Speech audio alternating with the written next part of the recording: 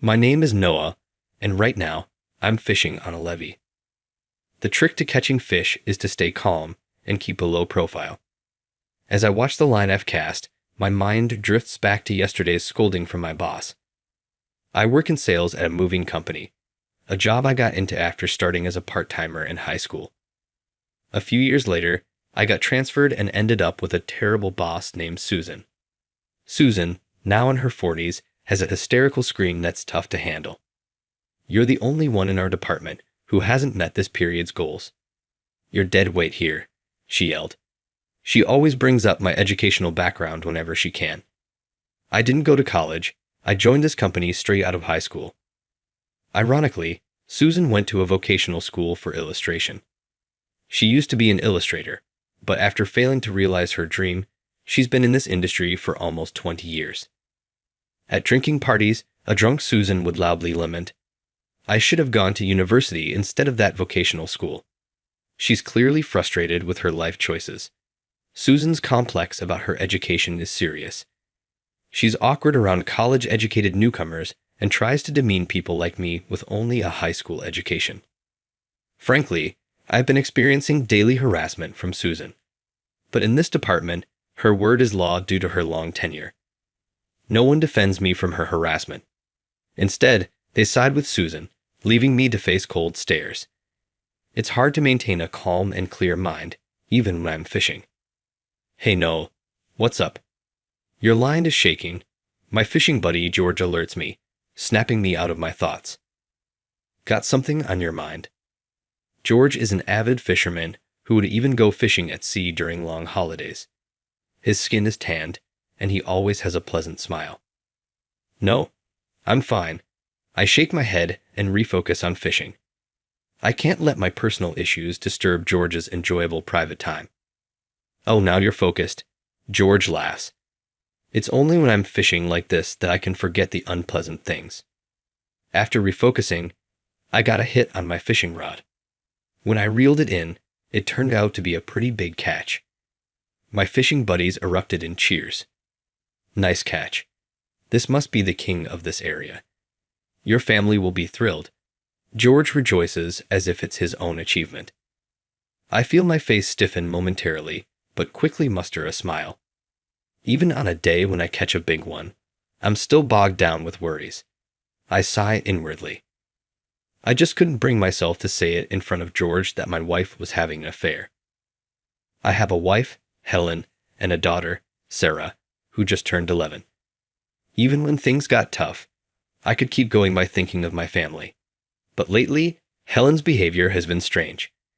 She's unusually cold towards me, and I feel like she's distancing herself. That's not all.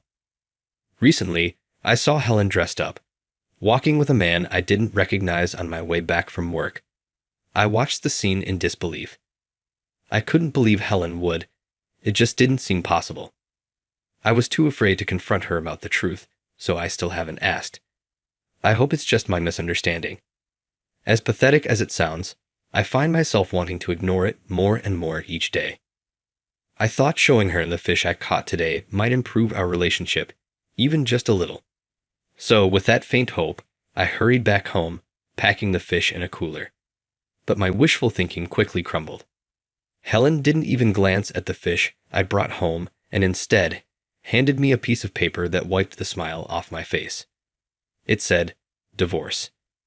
No way, are you kidding? Even as I said that, Helen's cold expression didn't change. I'm tired of being with a man who's gloomy, boring, and smells like fish. I want to start my life over. I was stunned by Helen's harsh words. Start over? Are you saying you're going to be with that man? I finally confronted Helen about seeing her with another man a few weeks ago and accused her of cheating. Helen looked surprised for a moment, saying, "You saw that, huh?" But then she blamed me, saying, "It's all your fault. You've always been so incompetent." Such a selfish reason, but I, not good with words, couldn't come up with a good response. I yelled, "The affair was your doing." Yet Helen retorted, "Do you even know how much you earn? With that salary, you expect me to do all the housework and take care of Sarah while working. What are you acting so high and mighty for?" Sure, I had my shortcomings, but I never intended to put everything on Helen. However, it's partly true that she had more burden, and I found myself at a loss for words. I always got out-argued in arguments. In the end, I couldn't stop Helen, and she left the house with our daughter Sarah. All I could do was watch Sarah leave with a sad face. The next weekend, I was standing absent-mindedly on the breakwater where I usually fish. The evening sky turned the sea an orange hue. They say staring at the vast ocean makes your troubles seem small, but just looking at the sea won't bring Helen and Sarah back. My worries only grew day by day. I had no love left for Helen. I couldn't forgive her for driving me to utter despair. I thought, go wherever you want with another man, but the problem was our daughter Sarah. I want to live with my beloved daughter, but now, in the midst of a custody battle. Knowing that the mother gets custody 90% of the time, the odds seemed grim. Even if the divorce is due to the wife's infidelity, it's bizarre how the custody usually doesn't go to the husband. Will I never be able to live with Sarah again? The more I thought about it, the more depressed I became. And then, at that moment, my fishing buddy George suddenly asked me, "Hey Noel, I thought you had left already. What's with that look? Like you're about to jump into the sea." Hearing this, I almost burst into tears. Normally, I would just smile and say it's nothing. But today, I just couldn't. I poured out all my pent-up emotions to George. I told him about being constantly berated by my boss at work, about my wife cheating on me and filing for divorce, taking our daughter away, and how I felt utterly hopeless. I've been told I'm worthless by both my job and my family. Maybe I should just jump into the sea. I couldn't hold back my tears. They just kept flowing. I was sobbing so much I could barely speak, but George just looked at me straight and listened to everything I had to say. He grabbed my shoulders firmly and said, "Just being alive and able to fish is enough, isn't it?" His compassionate smile finally calmed my heart. "Noah, if you were gone, I'd lose my fishing mentor. That would be a real problem for me. Can you keep living, thinking of it as a favor for me?" Mentor. I hardly ever catch big fish. What are you talking about? I fish more than anyone, and yet the other day I ended up catching a plastic bottle. Seriously, there's too much plastic trash these days. Maybe I should become an environmental activist. George's joke made me laugh. He is a really funny guy. I realized he has this charisma that draws people in, and his kind nature is probably what everyone loves about him. Thanks, George. I'll try a bit harder. Good to hear, Noah. But remember, it's important to muster up the courage to fight sometimes. Fight, Jess, please. Muster up the courage to fight. I'll pick up the pieces for you. Picking up pieces. That sounds like you're expecting me to die. I couldn't help but smile wryly at George's words. But indeed, I had been running from conflict, always just taking whatever was thrown at me. Is this really how it should be? George's words made me question for the first time what it means to fight. The next day, when I went to work, I got yelled at by Susan again. "Your shirt is all wrinkled.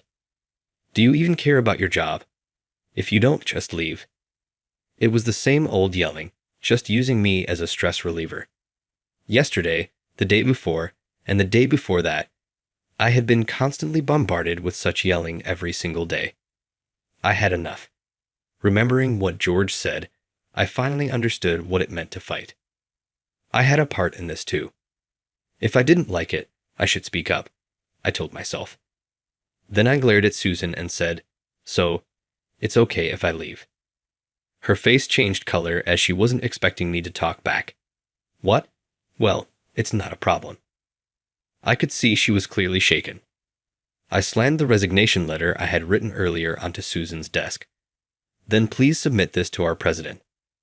The atmosphere in the office changed instantly. "I can't believe Noah is snapping," someone said in a frightened voice. Fine. If you insist that much, I'll take your resignation letter to the president's office right away." With a huff, Susan gripped my resignation letter and headed towards the president's office. So this is the end of this company I have worked for so many years. The thought made me feel a bit sad. I did love my job here. Well, for now, I'll head to my usual fishing spot this coming weekend. I'll make sure George picks up my pieces as he promised. Just as I was thinking about this and started to tidy up my desk, it happened suddenly. The phone on my desk rang.